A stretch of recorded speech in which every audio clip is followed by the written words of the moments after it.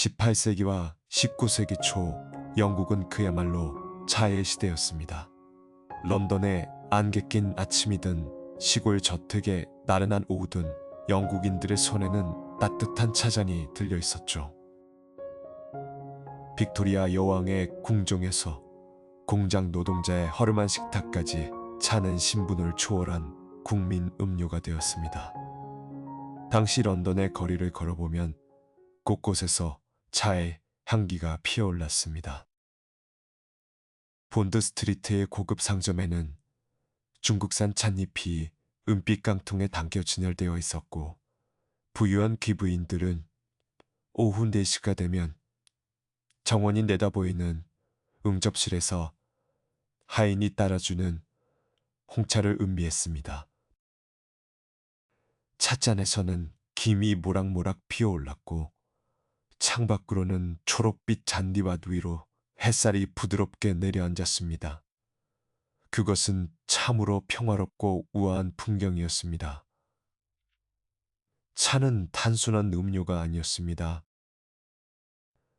그것은 영국 사회를 하나로 묶어주는 문화적 의례였고, 산업혁명으로 지친 몸과 마음을 달래주는 위안이었으며, 대영 제국의 번영을 상징하는 문명의 증표였습니다.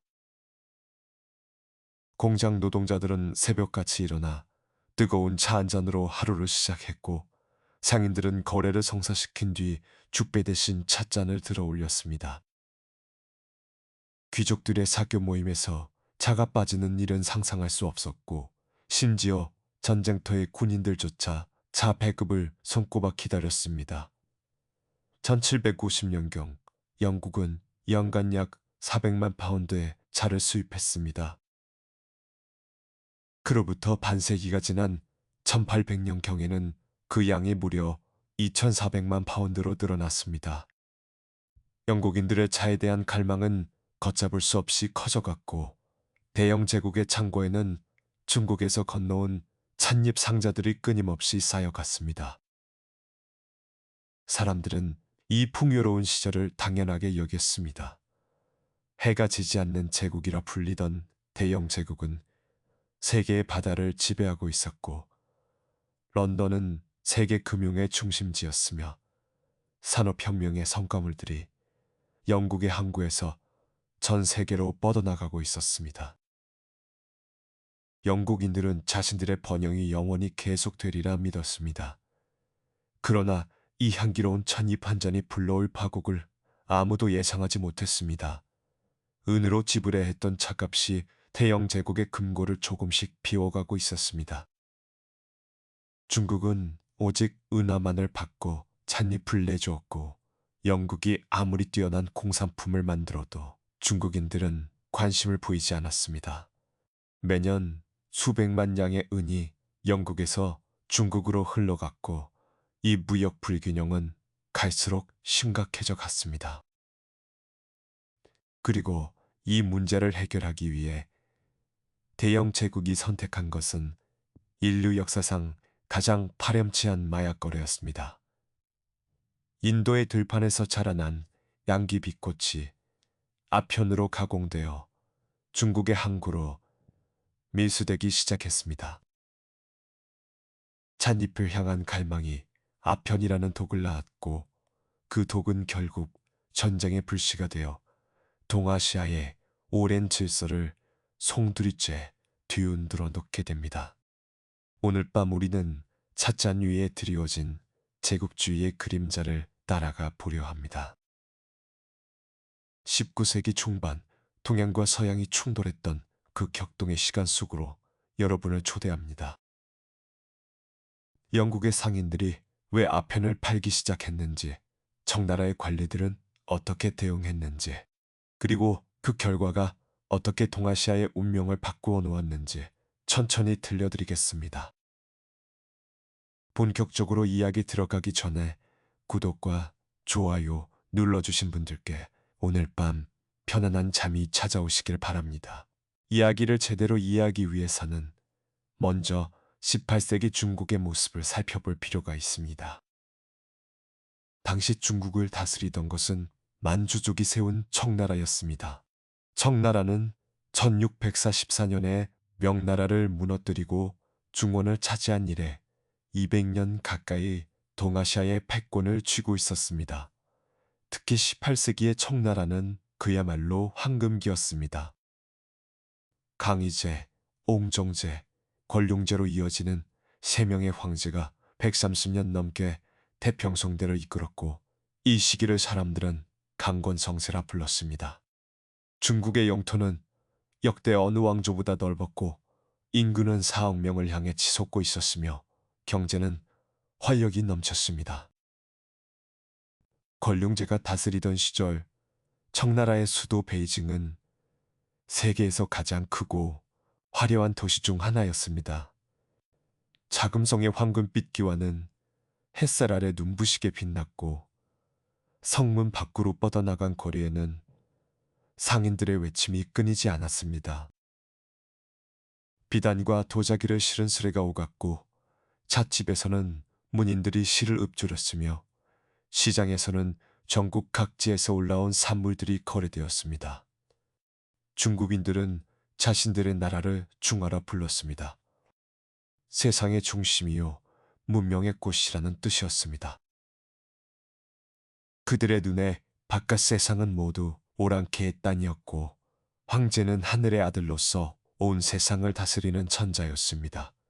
다른 나라의 사절들이 찾아오면 그것은 조공이었고 황제가 하사품을 내리면 그것은 은혜였습니다. 이러한 세계관을 천하질서라 하는데 수천 년간 동아시아를 지배해온 사상이었습니다. 문제는 이러한 세계관이 서양과 부딪혔을 때 일어났습니다. 18세기 후반 영국은 산업혁명의 한가운데 있었습니다. 증기기관이 돌아가고 방직기가 쉴 새 없이 천을 짜내며 공장의 굴뚝에서는 검은 연기가 피어올랐습니다. 대량 생산된 상품들이 쏟아져 나왔고 영국의 상인들은 이 물건들을 팔 새로운 시장을 찾아 헤맸습니다. 그들의 눈에 중국은 거대한 기회의 땅으로 보였습니다. 4억 명의 인구가 모여 사는 나라라니 그들 중 일부라도 영국 상품을 산다면 어마어마한 이익이 될 터였습니다. 하지만 중국의 문은 굳게 닫혀 있었습니다. 청나라는 해금 정책을 펼치고 있었습니다. 바다를 통한 무역을 엄격히 제한하고 외국인들의 출입을 통제하는 정책이었습니다. 서양 상인들은 오직 광저우라는 단 하나의 항구에서만 무역을 할 수 있었고 그마저도 공행이라 불리는 중국인 상인 조합을 통해서만 거래가 가능했습니다. 광저우는 주강하고에 자리 잡은 항구 도시였습니다. 서양인들은 이곳을 캔턴이라 불렀고 이 무역 시스템을 광동체제 또는 캔턴 시스템이라 불렀습니다. 13핵이라 불리는 특별구역에 서양 상인들의 거류지가 만들어졌고 영국, 프랑스, 네덜란드, 미국 등의 상인들이 이곳에 모여들었습니다. 하지만 그들의 활동은 엄격히 제한되어 있었습니다. 서양 상인들은 광저우 시내로 들어갈 수 없었고 중국어를 배우는 것도 금지되어 있었습니다. 여성이나 무기를 데리고 오는 것은 언감생심이었으며 무역 시즌이 끝나면 마카오로 물러나야 했습니다. 중국 관리들은 서양인들을 이적 즉 오랑캐로 취급했고 모든 외교 문서에는 황제에게 조공을 바친다는 형식이 담겨 있어야 했습니다. 영국인들로서는 굴욕적인 일이었습니다. 그들은 자신들이 세계에서 가장 앞선 문명국이라 자부했는데 정작 중국인들은 그들을 야만인 취급했습니다. 하지만 어쩔 수 없었습니다. 영국이 원하는 것은 중국에 있었고 중국은 영국의 물건을 원하지 않았기 때문입니다. 영국이 원한 것은 바로 차였습니다. 차나무는 원래 중국 남부와 인도 북동부가 원산지입니다. 수천 년 전부터 중국인들은 차를 마셔왔고 당나라 시대에 이르러서는 차 문화가 완전히 꽃을 피웠습니다. 송나라 때는 차를 끓이는 방식이 정교해졌고 명나라 때는 입차를 우려 마시는 오늘날의 방식이 정착되었습니다. 청나라 시대에 이르러 중국의 차 문화는 최고의 경지에 도달해 있었습니다. 유럽인들이 차를 처음 접한 것은 16세기 후반에서 17세기 초의 일이었습니다. 포르투갈과 네덜란드의 상인들이 동아시아로 진출하면서 차를 가져왔고 처음에는 약재로 취급되었습니다. 하지만 곧 차의 매력이 유럽인들을 사로잡았습니다.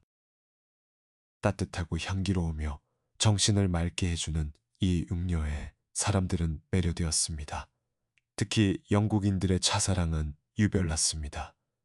1600년대 중반 포르투갈 공주 캐서린이 영국 왕 찰스 2세에게 시집 오면서 차를 마시는 습관을 가져왔다고 전해집니다. 궁정에서 시작된 차 문화는 귀족들 사이로 퍼져나갔고 18세기에 이르러서는 모든 계층으로 확산되었습니다. 차에는 카페인이 들어있어 정신을 맑게 해주었습니다. 이것은 산업혁명 시대의 영국인들에게 더없이 필요한 것이었습니다. 공장 노동자들은 장시간 노동의 피로를 차로 달랬고 기업가들은 맑은 정신으로 사업을 구상했습니다. 차는 술보다 건전했고 커피보다 부드러웠으며 물보다 안전했습니다. 당시 영국의 도시들은 위생 상태가 좋지 않아 물을 그냥 마시면 병에 걸리기 쉬웠는데 차를 끓이면 물이 살균되는 효과도 있었습니다. 문제는 차가 오직 중국에서만 생산된다는 것이었습니다. 엄밀히 말하면 일본에서도 차를 재배했지만 일본은 쇄국 정책을 펴고 있었고 생산량도 적었습니다. 세계 차 시장의 거의 전부를 중국이 독점하고 있었습니다. 영국이 차를 원한다면 중국에서 살 수밖에 없었습니다. 그렇다면 중국인들은 무엇을 원했을까요? 답은 은이었습니다. 중국은 명나라 중기부터 은본 위제를 채택하고 있었습니다. 세금을 은으로 거두었고 큰 거래는 모두 은으로 이루어졌습니다. 은은 중국 경제의 혈액과 같았습니다. 그런데 정작 중국에서는 은이 많이 생산되지 않았습니다. 그래서 해외에서 은이 유입되어야 경제가 돌아갔습니다. 16세기부터 18세기까지 세계의 은은 중국으로 흘러들어갔습니다. 스페인이 아메리카 대륙에서 캐내는 일본이 이와미 은광에서 생산한 은 유럽 각국이 무역 대금으로 지불한 은이 모두 중국을 향했습니다. 학자들의 추산에 따르면 이 시기에 세계에서 생산된 은의 절반가량이 중국으로 유입되었다고 합니다. 영국 역시 예외가 아니었습니다. 영국 동인도에서는 중국에서 차와 비단, 도자기를 사들이면서 막대한 양의 은을 지불해야 했습니다. 반면 영국 상품에 대한 중국인들의 관심은 미미했습니다. 영국인들은 온갖 물건을 가져와 팔아보려 했습니다. 모직물, 면직물, 금속 제품, 시계, 거울, 유리 제품 등등. 하지만 중국인들은 별 관심을 보이지 않았습니다. 중국에는 이미 그들 나름의 산업이 있었고 그들 나름의 취향이 있었습니다. 영국의 모식물은 중국의 기후에 맞지 않았고 영국의 면직물은 중국산보다 질이 떨어졌으며 영국의 금속 제품은 중국인들의 눈높이를 충족시키지 못했습니다. 걸륭제는 1793년 영국의 맥카트니 사절단을 접견한 자리에서 이렇게 말했다고 전해집니다. 천조의 물산은 풍부하여 없는 것이 없으니 본래 외국의 물건에 의지할 필요가 없다고요. 이것은 오만한 허세가 아니라 당시 중국의 현실을 반영한 말이었습니다. 중국은 정말로 웬만한 것은 자급자족할 수 있었고 서양 물건에 대한 필요성을 느끼지 못했습니다. 결과는 심각한 무역 불균형이었습니다. 영국은 중국에서 대량의 차를 수입하면서 은을 지불했지만 중국에 수출하는 것은 거의 없었습니다. 매년 수백만 량의 은이 영국에서 중국으로 흘러갔고 이 흐름은 갈수록 거세졌습니다. 1800년경 영국 동인도 회사가 중국에 지불하는 은의 양은 연간 약 300만 량에 달했습니다. 이것은 어마어마한 금액이었습니다. 은의 유출은 영국 경제에 부담을 주었고 동인도 회사에 이익을 갉아먹었습니다. 무언가 대책이 필요했습니다. 영국인들은 고민에 빠졌습니다. 중국인들이 원하는 물건을 찾아야 했습니다. 은 대신 물건으로 찻값을 치를 수 있다면 무역 적자를 해소할 수 있을 터였습니다. 하지만 중국인들이 원하는 물건이 무엇인지 알 수 없었습니다. 그들은 이미 모든 것을 가지고 있는 것처럼 보였습니다. 바로 이때 동인도 회사의 눈에 들어온 것이 있었습니다. 그것은 인도의 들판에서 피어나는 한 송이 꽃, 양귀비였습니다. 이야기를 더 깊이 이해하기 위해 잠시 영국 동인도 회사에 대해 살펴볼 필요가 있습니다. 영국 동인도 회사는 1600년에 설립된 주식회사였습니다. 원래 목적은 동남아시아의 향신료 무역이었지만 네덜란드와의 경쟁에서 밀리면서 인도로 눈을 돌렸습니다. 이후 200년에 걸쳐 동인도 회사는 인도 아대륙의 상당 부분을 장악해 나갔습니다. 단순한 무역회사를 넘어 군대를 보유하고 영토를 다스리며 조약을 체결하는 사실상의 국가와 같은 존재가 된 것입니다. 18세기 중반 동인도 회사는 인도의 벵골 지역을 손에 넣었습니다. 1757년에 플라시 전투에서 프랑스와 손잡은 벵골의 나왑을 격파한 뒤 동인도 회사는 이 비옥한 땅의 실질적인 지배자가 되었습니다. 벵골은 겐지스강 하류의 충적 평야로 토지가 기름지고 인구가 많았습니다. 여기서 거두어들이는 세금과 무역이익은 막대했습니다. 그런데 벵골에는 또 하나의 보물이 있었습니다. 바로 양귀비였습니다. 양귀비는 아름다운 꽃을 피우는 식물입니다. 붉은색, 분홍색, 흰색, 보라색 등 다양한 색깔의 꽃잎이 바람에 흔들리는 모습은 참으로 아름답습니다. 하지만 이 꽃에는 어두운 비밀이 숨어 있습니다. 양귀비의 열매에서 흘러나오는 유액을 모아 가공하면 그것이 바로 아편이 됩니다. 아편에는 모르핀이라는 물질이 들어 있습니다. 이것은 강력한 진통 효과가 있어 의약품으로 쓰이기도 하지만 동시에 강한 중독성을 일으킵니다. 아편을 피우면 처음에는 황홀하고 평화로운 기분이 듭니다. 고통이 사라지고 몸이 나른해지며 세상의 모든 근심이 멀어지는 듯한 느낌이 듭니다. 하지만 그 효과가 사라지면 더 강한 갈망이 밀려옵니다. 한번 빠지면 헤어나오기 어려운 무서운 독이었습니다. 아편은 동양과 서양 모두에서 오래전부터 알려져 있었습니다.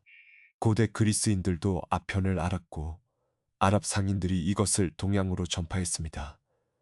중국에서는 당나라 때부터 아편이 약재로 쓰였고 아부용이라 불렸습니다. 처음에는 진통제나 설사약으로 사용되었고 큰 문제가 되지 않았습니다. 그런데 17세기경부터 상황이 달라지기 시작했습니다. 네덜란드 상인들이 담배와 아편을 섞어 피우는 방법을 동남아시아에서 중국으로 전파한 것입니다. 이 방법으로 아편을 피우면 효과가 훨씬 강하게 나타났고 중독성도 더 심해졌습니다. 아편 흡연이 중국 남부 해안가를 중심으로 퍼져나가기 시작했습니다. 청나라 조정은 이 위험을 알아차렸습니다. 옹정제는 1729년에 아편 판매와 흡연을 금지하는 칙령을 내렸습니다. 아편은 중국에서 불법이 된 것입니다. 하지만 금지령에도 불구하고 아편 밀수는 계속되었고 수요도 꾸준히 늘어났습니다. 영국 동인도회사는 이 상황을 예의주시하고 있었습니다. 인도에서 아편을 재배하고 그것을 중국에 팔 수 있다면 어떨까요? 중국인들이 원하지 않던 영국 상품 대신 중국인들이 갈망하는 물건을 팔 수 있다면 은의 유출 문제를 해결할 수 있을 것이었습니다. 아편이 중국에서 불법이라는 사실은 크게 문제가 되지 않았습니다. 밀수를 하면 되니까요. 1773년 동인도 회사는 벵골에서 아편 생산의 독점권을 확립했습니다. 인도 농민들에게 양귀비를 재배하게 하고 그 수확물을 전량 동인도 회사가 사들이는 시스템을 구축한 것입니다. 파트나와 베나레스 지역에 대규모 양귀비 농장이 들어섰고 아편 가공 공장이 세워졌습니다. 가공된 아편은 공처럼 둥글게 빚어져 상자에 담겼습니다. 한 상자에는 약 40개의 아편 덩어리가 들어갔고 무게는 약 60kg 정도였습니다. 이 상자들은 캘커타로 옮겨졌고 거기서 경매에 붙여졌습니다. 동인도 회사는 직접 중국에 아편을 팔지 않았습니다. 중국에서 아편이 불법인 만큼 직접 밀수에 손을 대면 무역 특권을 잃을 위험이 있었기 때문입니다. 대신 개인 상인들, 이른바 컨트리 트레이더들에게 아편을 팔았습니다. 이 상인들이 아편을 중국 연안까지 운반하면 중국인 밀수업자들이 그것을 받아 내륙으로 유통시켰습니다. 동인도 회사로서는 완벽한 시스템이었습니다. 아편 생산과 판매에서 막대한 이익을 거두면서도 밀수의 법적 책임은 지지 않았으니까요. 게다가 밀수업자들이 받아간 은은 다시 광저우로 흘러들어 차를 사는 데 쓸 수 있었습니다. 1800년경부터 아편 밀수량은 급격히 늘어나기 시작했습니다. 1800년에는 연간 약 4,000상자 정도였던 아편 수입량이 1820년에는 1만 상자를 넘어섰고 1830년에는 2만 상자를 돌파했습니다. 1838년에는 무려 4만 상자에 달했습니다. 불과 40년 사이에 10배나 늘어난 것입니다. 이것이 중국 사회에 미친 영향은 파괴적이었습니다. 아편은 처음에 광저우 인근의 부유층 사이에서 유행했습니다. 비싼 물건이었으니까요. 상인들과 관리들이 아편 파이프를 물고 연기를 내뿜는 모습이 사교계에서 흔히 볼 수 있게 되었습니다. 하지만 시간이 지나면서 아편은 점점 더 널리 퍼져나갔습니다. 가격이 내려가면서 하층민들도 손을 대기 시작했고 군인, 관리, 학자, 농민, 상인할 것 없이 아편에 빠져들었습니다. 아편 중독자의 모습은 참혹했습니다. 처음에는 하루에 한두 번 피우던 것이 점점 늘어나 나중에는 하루 종일 아편굴에 누워 파이프만 물고 있게 됩니다. 얼굴은 누렇게 뜨고 몸은 앙상하게 마르며 정신은 흐릿해집니다. 일을 할 수 없게 되고 가산을 탕진하며 가정이 파탄납니다.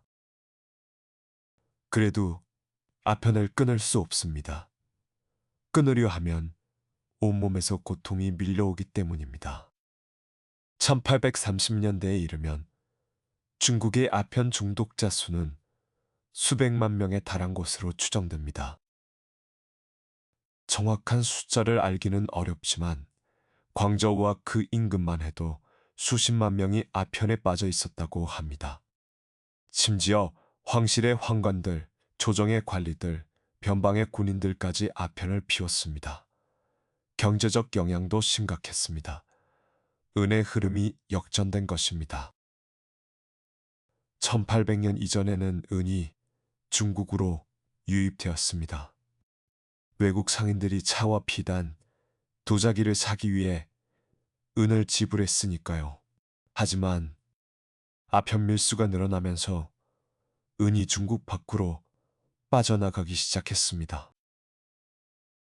중국인들이 아편을 사기 위해 은을 지불해야 했기 때문입니다.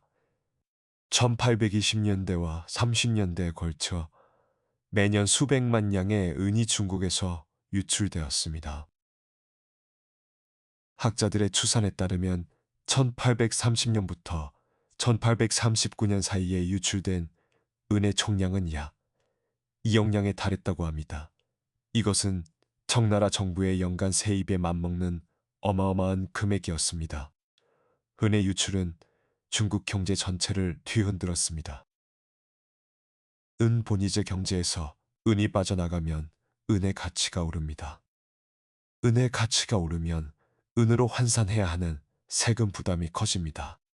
농민들은 쌀이나 동전을 팔아 은을 마련해야 했는데 은 가격이 오르면서 세금을 내기가 점점 힘들어졌습니다. 파산하는 농민이 늘었고 사회 불안이 커졌습니다. 청나라 조정은 심각한 위기에 빠졌습니다. 아편이 백성들의 몸과 정신을 병들게 하고 있었고 은의 유출이 나라의 재정을 고갈시키고 있었습니다. 뭔가 대책이 필요했습니다. 조정에서는 두 가지 의견이 대립했습니다. 한쪽은 아편을 합법화하자고 주장했습니다. 어차피 금지해도 밀수가 끊이지 않으니 차라리 합법화해서 세금을 거두자는 논리였습니다. 또한 국내에서 양귀비를 재배하면 은의 유출도 막을 수 있다고 했습니다. 이러한 입장을 이완 바라부릅니다. 반대쪽은 아편을 더욱 강력하게 단속해야 한다고 주장했습니다. 아편은 백성을 해치는 독이니 절대 허용할 수 없고 밀수업자와 중독자를 엄벌에 처해야 한다고 했습니다. 이러한 입장을 엄금파라 부릅니다. 1838년 도광제는 결단을 내렸습니다. 엄금파의 손을 들어준 것입니다. 그리고 이 중대한 임무를 맡을 사람으로 한 관리를 지목했습니다. 그의 이름은 임칙서였습니다. 이것이 모든 것의 시작이었습니다. 임칙서는 1785년 부젠성의 한 가난한 선비 집안에서 태어났습니다.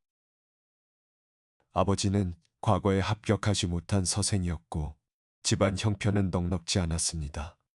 하지만 임칙서는 어릴 때부터 총명하기로 이름이 높았습니다.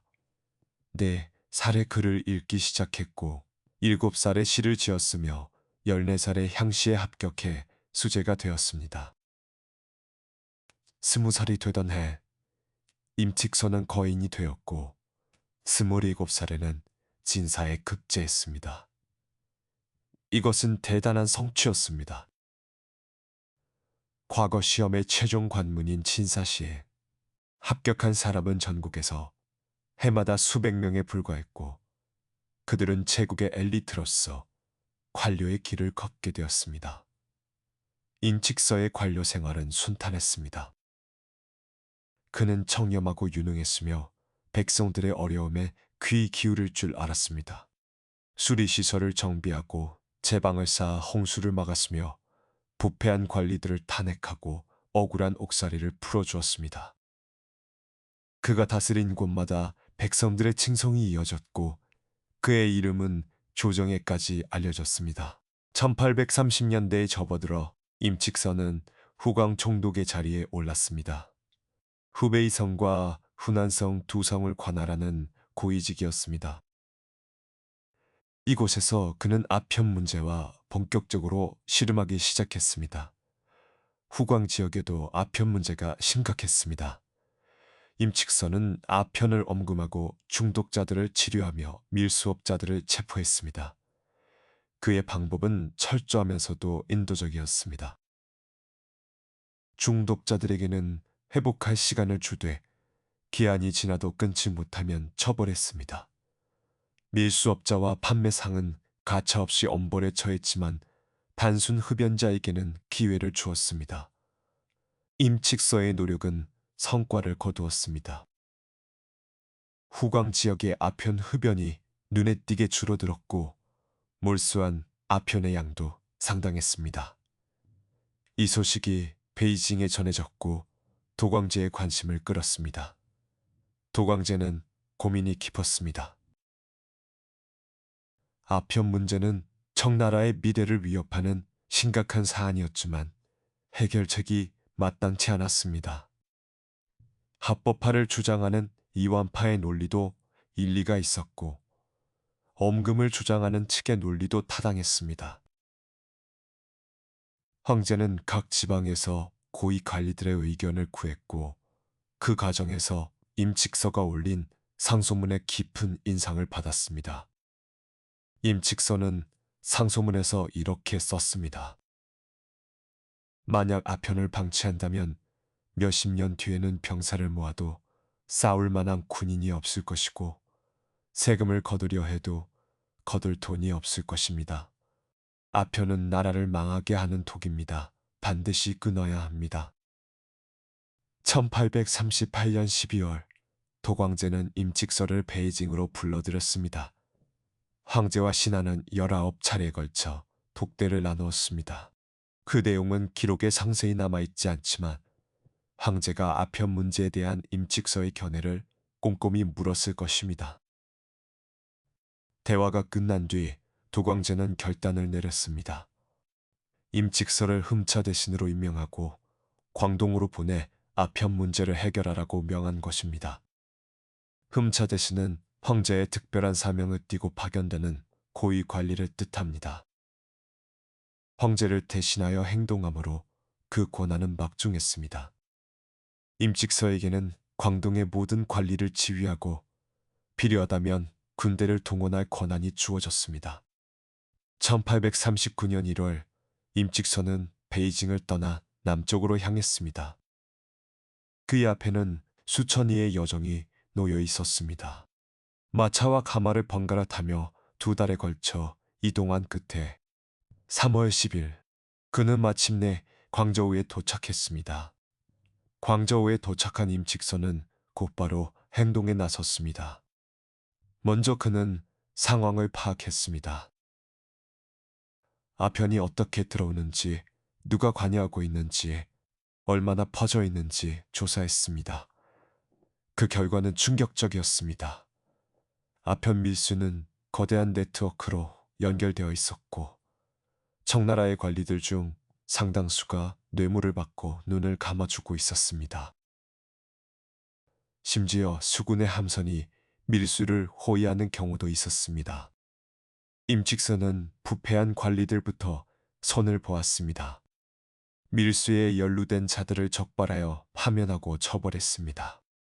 동시에 밀수업자들과 아편 판매상들을 체포하기 시작했습니다. 광저우 시내와 인근 지역에서 대대적인 단속이 벌어졌고 아편굴이 폐쇄되고 관련자들이 잡혀 들어갔습니다. 그 다음 임칙서는 외국 상인들에게 눈을 돌렸습니다. 아편의 근원은 외국에서 오는 밀수선에 있었습니다. 영국 상인들을 비롯한 서양인들이 인도에서 아편을 실어와 중국 연안에서 중국인 밀수업자들에게 넘기고 있었습니다. 이 흐름을 끊지 않으면 아편 문제를 근본적으로 해결할 수 없었습니다. 3월 18일 임칙서는 광저우에 있는 모든 외국 상인들에게 보고문을 내렸습니다. 사흘 안에 보유하고 있는 모든 아편을 제출하고 앞으로 다시는 아편을 가져오지 않겠다는 서약서를 쓰라고요. 만약 이를 어기면 중국 법에 따라 엄벌에 처하겠다고 경고했습니다. 이것은 전례 없는 강경한 조치였습니다. 외국 상인들은 당황했습니다. 그들은 오랫동안 관리들에게 뇌물을 주며 아편 밀수를 해왔고 이번에도 어떻게든 넘어갈 수 있으리라 생각했습니다. 하지만 임칙서는 이전의 관리들과 달랐습니다. 뇌물에 눈이 멀지 않았고 협박에 흔들리지 않았습니다. 3월 24일 임칙서는 더 강력한 조치를 취했습니다. 광저우 13행의 외국인 거류지를 봉쇄한 것입니다. 중국인 하인들은 모두 철수시켰고 물자의 반입을 차단했으며 무장한 군인들이 거류지를 포위했습니다. 300명이 넘는 외국 상인들이 사실상의 억류 상태에 놓였습니다. 당시 영국 상인들의 대표격인 인물은 찰스 엘리엇이었습니다. 그는 영국 정부가 파견한 상무감독관으로 중국에 있는 영국 상인들의 이익을 대변하는 공식 직책이었습니다. 엘리엇은 상황이 심각하게 돌아가고 있음을 깨달았습니다. 며칠간의 대치 끝에 엘리엇은 결단을 내렸습니다. 영국 상인들에게 아편을 제출하라고 권고한 것입니다. 다만 나중에 영국 정부가 그 손실을 보상해 줄 것이라고 약속했습니다. 이것은 중요한 순간이었습니다. 엘리엇이 영국 정부를 대신하여 아편의 소유권을 주장함으로써 아편 문제는 사적인 밀수업자들의 문제에서 영국 정부와 청나라 정부 사이의 문제로 격상된 것입니다. 결국 영국 상인들은 21,283 상자의 아편을 제출했습니다. 무게로 환산하면 약 1,200톤에 달하는 어마어마한 양이었습니다. 당시 시세로 약 900만 달러, 은으로 환산하면 수백만 양에 이르는 막대한 재산이었습니다. 아편이 제출된 뒤 임직선은 외국인 거류지에 봉쇄를 풀었습니다. 하지만 아편을 처리하는 문제가 남아 있었습니다. 임직선은 아편을 완전히 파기하기로 결정했습니다. 처음에는 불태우는 방법을 고려했지만 연기를 맡은 사람들이 취할 수 있다는 우려가 있었습니다. 또한 땅에 묻으면 나중에 누군가 파낼 수도 있었습니다. 그래서 선택한 방법은 바닷물에 녹여 흘려보내는 것이었습니다. 6월 3일부터 25일까지 광저우 인근의 후몬에서 대대적인 아편 폐기 작업이 진행되었습니다. 거대한 웅덩이를 파고 바닷물을 채운 뒤 아편 덩어리를 던져 넣었습니다. 소금과 석회를 뿌려 아편을 녹이고 조수가 빠질 때 그 물을 바다로 흘려보냈습니다. 이 작업에 동원된 인부만 해도 수백 명에 달했고 임직선은 직접 현장을 감독했습니다. 23일에 걸쳐 2만 상자 이상의 아편이 파기되었습니다. 인류 역사상 가장 대규모의 마약 폐기 작업이었습니다. 임직선은 이 과정을 기록으로 남겼고 황제에게 상세히 보고했습니다. 도광제는 크게 기뻐하며 임직서를 칭찬했습니다. 청나라 조정은 아편 문제가 해결되었다고 생각했습니다. 하지만 그것은 착각이었습니다. 임직서의 눈에는 보이지 않았지만 저 멀리 런던에서 거대한 폭풍이 만들어지고 있었습니다. 영국인들은 자신들의 재산이 파괴된 것에 분노하고 있었습니다. 그리고 그 분노는 곧 대포와 함선으로 바뀌어 중국을 향해 밀려올 것이었습니다. 소식은 수개월에 걸쳐 인도를 거쳐 영국에 도달했습니다. 아편이 몰수되고 파기되었다는 보고가 런던에 전해졌을 때 영국 사회는 발칵 뒤집혔습니다. 물론 모든 사람이 분노한 것은 아니었습니다. 일부 의원들과 지식인들은 아편 무역의 비도덕성을 지적했습니다. 중국인들을 마약에 중독시켜 돈을 버는 것이 과연 대영 제국의 명예에 걸맞은 일인지 의문을 제기했습니다. 하지만 다수의 여론은 분노 쪽으로 기울었습니다. 영국 상인들의 재산이 파괴되었다는 사실이 강조되었고 영국인들이 중국에서 부당한 대우를 받았다는 점이 부각되었습니다. 아편이 불법이라는 사실은 뒷전으로 밀려났고 자유무역을 방해한 중국의 오만함이 문제의 핵심인 것처럼 프레임이 짜였습니다. 영국 정부 내에서도 강경론이 힘을 얻었습니다. 외무장관 파머스턴 경은 중국의 무력을 사용하여 배상을 받아내야 한다고 주장했습니다. 무역 기회를 확대하고 영국인들의 안전을 보장받아야 한다고 했습니다. 1840년 4월 영국 의회에서 중국 원정에 대한 표결이 이루어졌습니다. 찬반 논쟁이 치열했습니다. 반대파는 이것이 명백히 불의한 전쟁이라고 비판했습니다. 토리당의 윌리엄 글래드스턴은 이보다 더 부당하고 계획적으로 영국의 명예를 더럽힌 전쟁은 들어본 적이 없다고 연설했습니다. 하지만 표결 결과는 271대 262로 불과 9표 차이로 원정이 승인되었습니다. 이리하여 영국은 중국을 상대로 전쟁을 선포하기에 이릅니다. 후대의 역사가들은 이 전쟁을 아편 전쟁이라 부르게 됩니다. 영국 원정군은 1840년 6월 중국 해안에 도착했습니다. 40여 척의 함선에 4천여 명의 병력이 실려 있었습니다. 그 중에는 증기선도 포함되어 있었습니다. 이것은 중요한 사실입니다. 증기선은 바람에 의존하지 않고 움직일 수 있었기 때문에 강을 거슬러 올라가거나 연안에서 자유롭게 기동할 수 있었습니다. 영국군의 무기도 청나라 군대의 것과는 차원이 달랐습니다. 영국 병사들은 퍼커션 캡 방식의 소총을 사용했는데 이것은 비가 오거나 습기가 많아도 발사가 가능했습니다. 반면 청나라 군대의 화승총은 1200년 전 명나라 때의 기술에서 거의 발전이 없었습니다. 함선에 장착된 대포의 사정거리와 위력도 비교할 수 없었습니다. 전쟁의 경과는 일방적이었습니다. 영국군은 처음에 광저우를 공격하지 않고 북쪽으로 향했습니다. 청나라 조정에 직접 압박을 가하기 위해서였습니다. 7월 영국군은 저장성의 저우산 열도를 점령했습니다. 저우산은 중국 연안의 교통 요충지로 이곳을 장악하면 양쯔강 유역을 위협할 수 있었습니다. 8월 영국 함대는 더 북쪽으로 올라가 톰진 인근의 바이허 강 어귀에 나타났습니다. 베이징과 가까운 이곳에 영국 군함이 출현하자 도광제는 충격에 빠졌습니다. 그는 임칙서를 해임하고 협상파인 기선을 광저우로 보내 문제를 해결하라고 명했습니다. 임칙서는 하루아침에 죄인이 되었습니다. 그의 강경한 정책이 영국의 무력 침공을 불러왔다는 비난이 쏟아졌습니다.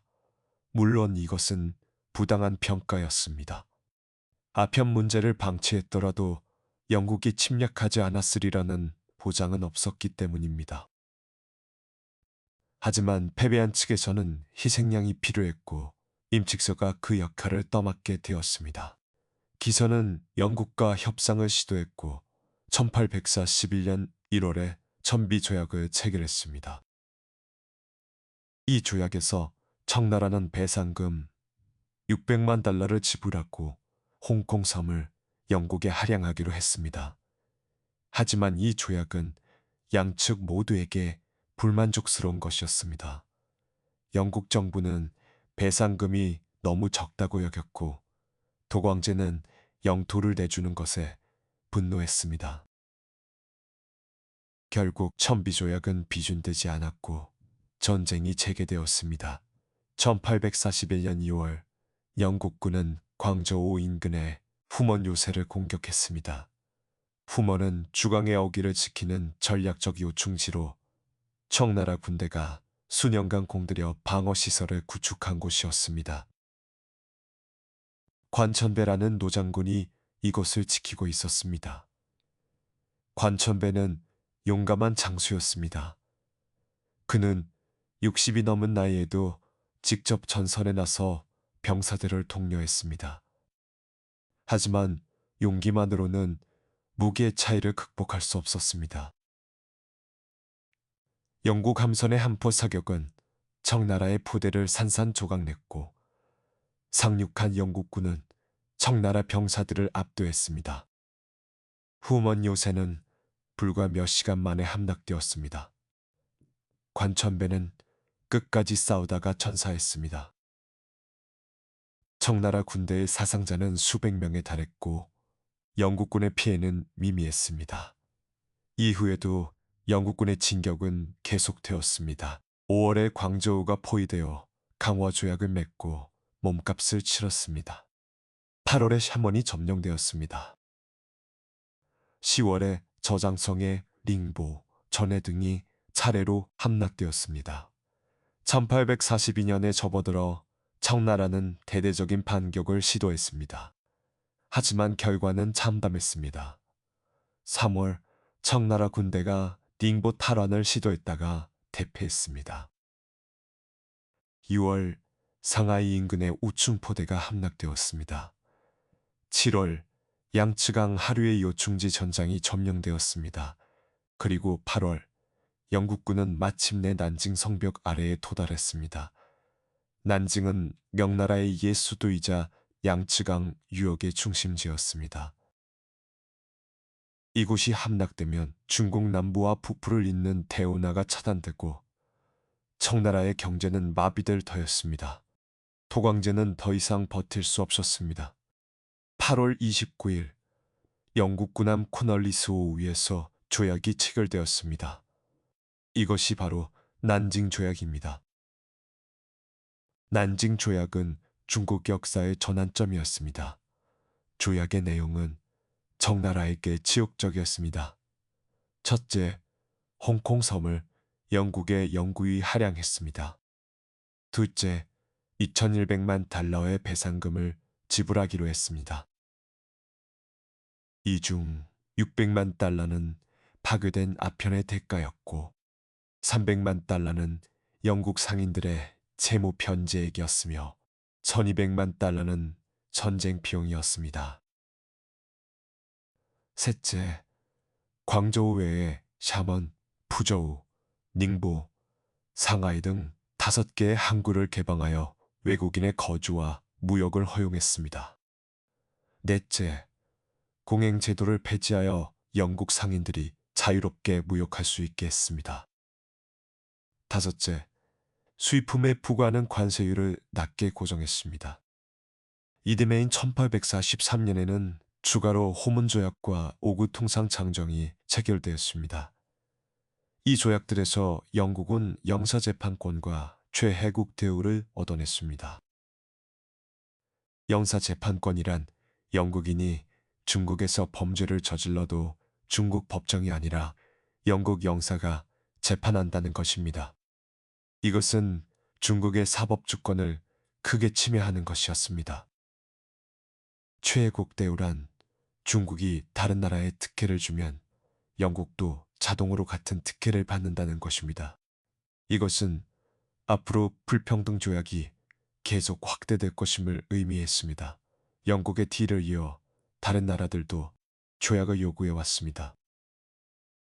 1844년 미국은 왕샤 조약을 체결하여 영국과 같은 특권을 얻었습니다. 같은 해 프랑스도 황푸 조약을 맺었습니다. 프랑스는 천주교 선교의 자유까지 얻어냈습니다. 이렇게 해서 불평등 조약 체제가 시작되었습니다.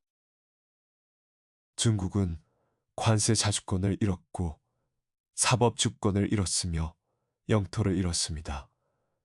서양 열강들은 앞다투어 중국에서 이권을 챙겼고 중국은 그들의 요구를 거부할 힘이 없었습니다. 그런데 놀랍게도 난징 조약에는 아편에 관한 내용이 빠져 있었습니다. 아편 전쟁이라 불리는 이 전쟁의 직접적 원인이 된 아편 문제가 조약에서 다루어지지 않은 것입니다. 영국으로서는 당연한 일이었습니다. 아편 무역이 비도덕적이라는 비판을 의식했기 때문에 공식 조약에 아편의 합법화를 명시하고 싶지 않았던 것입니다. 하지만 현실에서 아편 밀수는 계속되었습니다. 오히려 전쟁 후에 더 늘어났습니다. 청나라 정부는 단속할 여력을 잃었고 개항장을 통해 아편이 더 쉽게 유입되었습니다. 1850년대에 이르면 연간 아편 수입량은 7만 상자를 넘어섰습니다. 패전의 충격은 청나라 사회 전체를 뒤흔들었습니다. 중화의 자부심이 무너졌습니다. 수천 년간 세상의 중심이라 여겼던 중국이 서양 오랑캐의 함선 몇십 척에 무릎을 꿇은 것입니다. 이것은 단순한 군사적 패배 이상의 의미를 가졌습니다. 세계에 대한 인식 자체가 흔들렸습니다.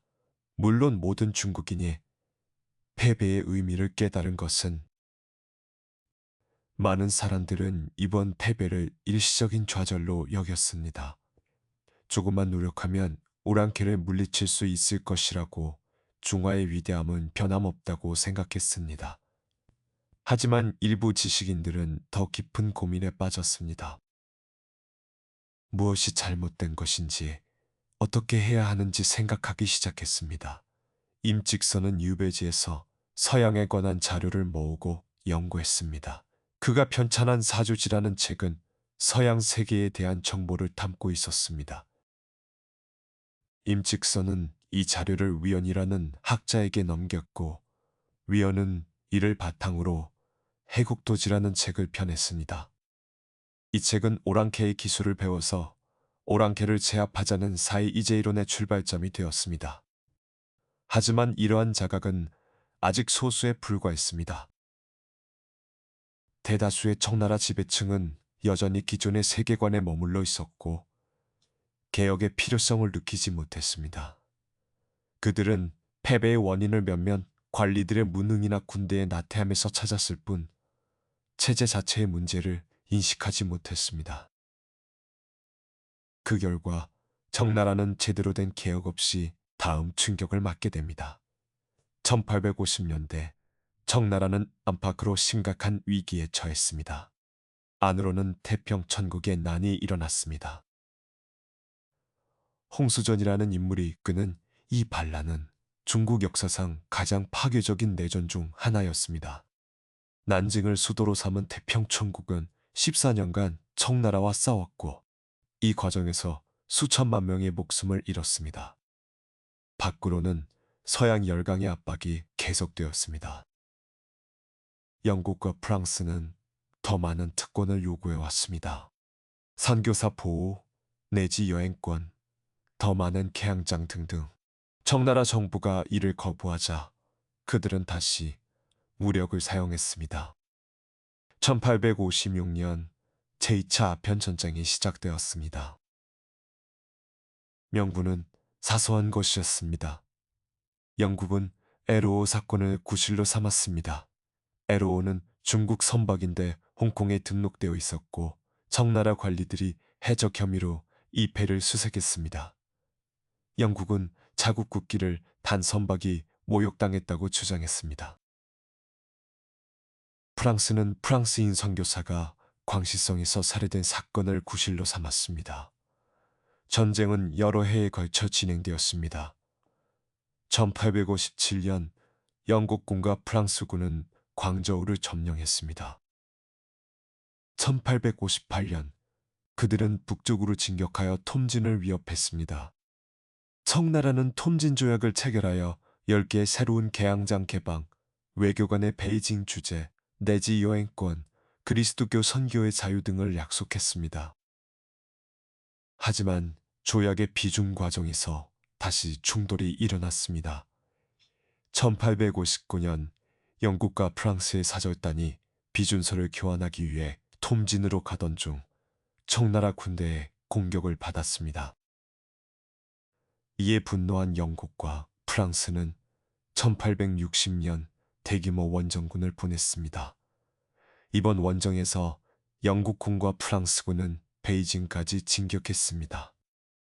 한풍제는 허베이성의 러허로 피난을 갔습니다. 연합군은 베이징 교회에 원명원을 약탈하고 불태웠습니다. 원명원은 청나라 황실의 여름 궁전이었습니다. 걸륭제 때 지어진 이 궁전은 중국 전통 양식과 서양 양식이 어우러진 건축물들, 수많은 예술품과 보물들이 있는 곳이었습니다. 연합군 병사들은 이곳을 닥치는 대로 약탈했고 가져갈 수 없는 것은 부수거나 불태웠습니다. 이틀간 불타오른 원명원은 폐허가 되었습니다. 원명원의 약탈과 방화는 중국인들에게 지울 수 없는 상처를 남겼습니다. 오늘날까지도 그 폐허는 베이징에 남아있어 백년 국치를 상기시키는 기념비가 되어 있습니다. 1860년 10월 베이징 조약이 체결되었습니다. 이 조약으로 톰진 조약이 비준되었고 추가로 구룡반도가 영국에 할양되었습니다. 배상금도 크게 늘어났습니다. 아편 무역은 마침내 공식적으로 합법화되었습니다. 이렇게 해서 두 차례의 아편 전쟁이 끝났습니다. 청나라는 완전히 굴복했고 중국은 반식민지 상태로 빠져들었습니다. 아편 전쟁은 단순히 한두 번의 군사적 패배가 아니었습니다. 그것은 수천 년간 이어져 온 동아시아 질서의 붕괴를 알리는 신호탄이었습니다. 전쟁 이전 중국은 천하의 중심이었습니다. 주변국들은 조공을 바치고 황제는 은혜를 베풀었습니다. 이 질서 안에서 중국은 늘 위에 있었고 다른 나라들은 아래에 있었습니다. 오랑캐들이 아무리 설쳐도 결국은 중화 문명에 동화되거나 물러날 것이라고 믿었습니다. 하지만 아편 전쟁은 이 믿음을 산산조각냈습니다. 서양 오랑캐들은 동화되지 않았습니다. 물러나지도 않았습니다. 오히려 그들은 중국의 성벽을 부수고 황제를 굴복시키고 영토를 빼앗았습니다. 그들의 힘은 중국이 상상했던 것보다 훨씬 강했습니다. 더 충격적인 것은 서양의 힘이 단순히 무기의 우월함에서 나온 것이 아니라는 점이었습니다. 그 뒤에는 산업혁명이 있었고 자본주의가 있었으며 민족국가가 있었습니다. 근대적인 시스템 전체가 중국의 전통적인 시스템을 압도하고 있었습니다. 대포 면문을 수입한다고 해결될 문제가 아니었습니다. 이 깨달음은 천천히 그리고 고통스럽게 퍼져나갔습니다. 아편 전쟁 이후 수십 년간 청나라는 여러 차례 개혁을 시도했습니다. 1860년대부터 시작된 양무운동은 서양의 기술을 도입하여 부국 강병을 이루려는 시도였습니다. 병기창과 조선소가 세워졌고 철도와 전신이 깔렸으며 유학생들이 해외로 파견되었습니다. 하지만 양무운동은 한계가 분명했습니다. 기술만 도입하고 제도는 바꾸지 않았기 때문입니다. 중체서양, 즉 중국의 정신을 본체로 삼고 서양의 기술을 활용한다는 방침 아래 과거 제도와 유교적 가치관과 황제 체제는 그대로 유지되었습니다. 양무운동의 한계는 1894년의 청일전쟁에서 드러났습니다. 청나라 북양 함대는 일본 해군에게 참패했습니다. 30년간 공들여 건설한 근대적 해군이 작은 섬나라 일본에게 무너진 것입니다.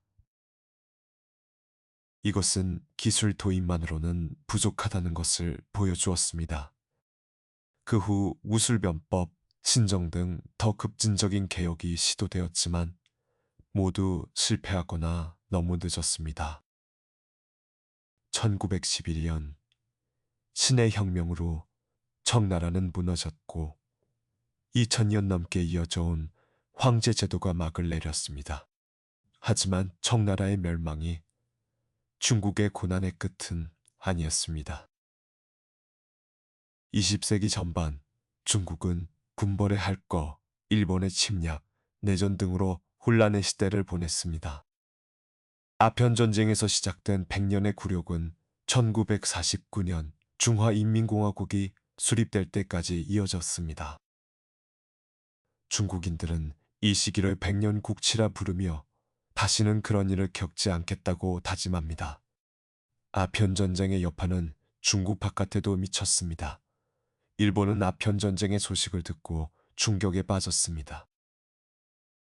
중국이 서양의 무릎을 꿇는 것을 보면서 일본도 같은 운명을 맞을 수 있다는 위기감을 느꼈습니다. 이것이 메이지 유신의 씨앗 중 하나가 되었습니다. 일본은 서둘러 근대화를 추진했고 결국 서양 열강의 대열에 합류했습니다. 아이러니하게도 근대화에 성공한 일본은 나중에 중국을 침략하는 제국주의 국가가 됩니다. 조선도 영향을 받았습니다.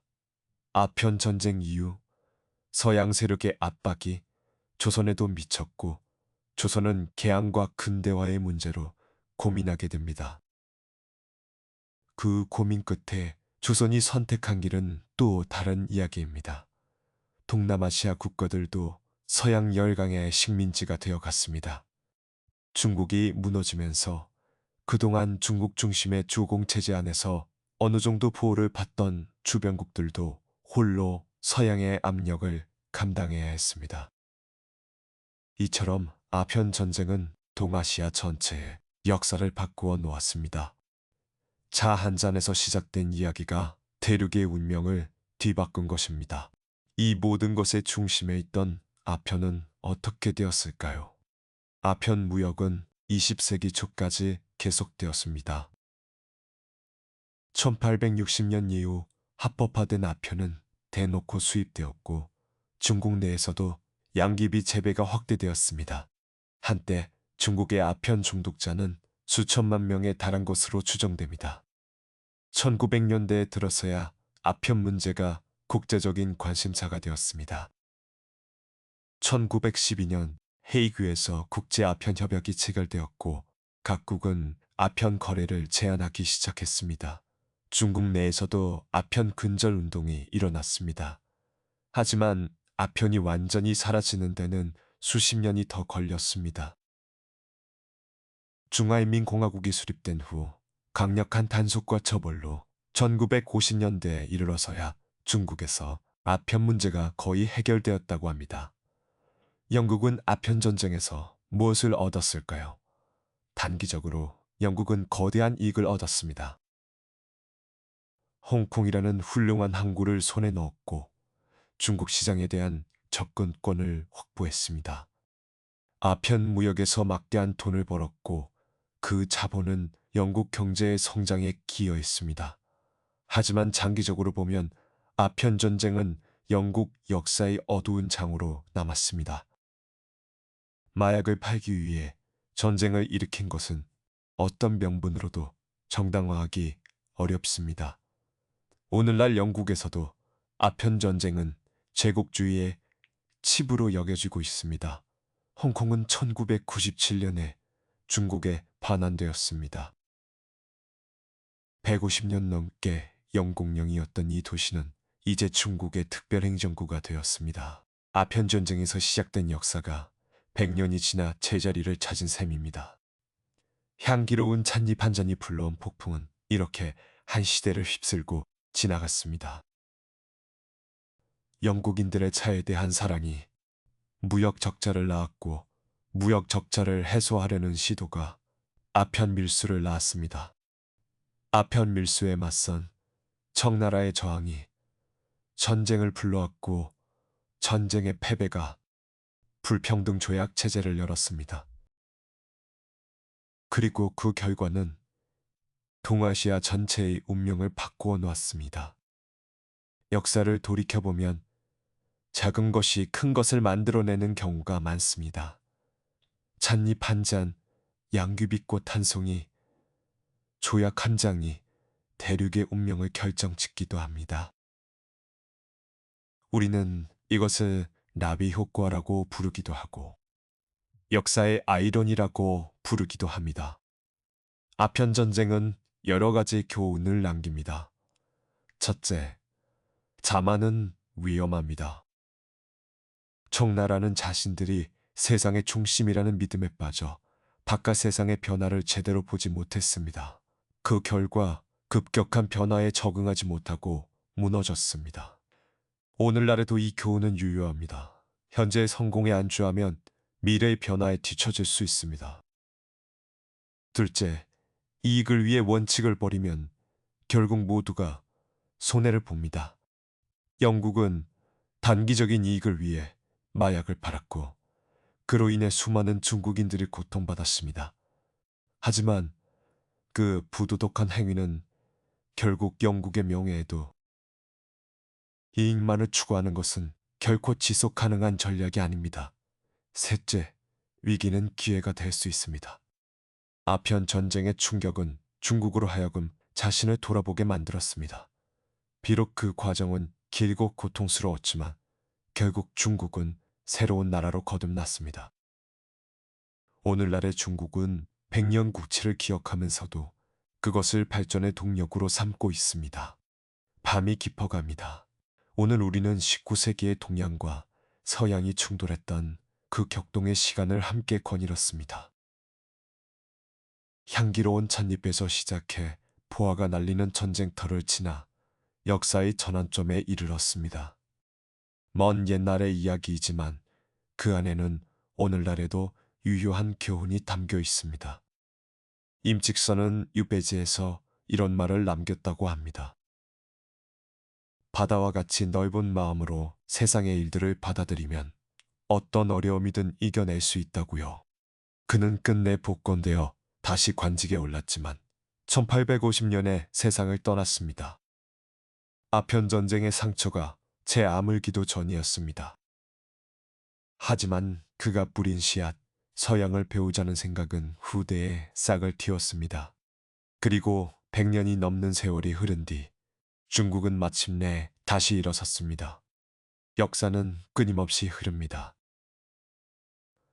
오늘의 강자가 내일의 약자가 되기도 하고 오늘의 패자가 내일의 승자가 되기도 합니다.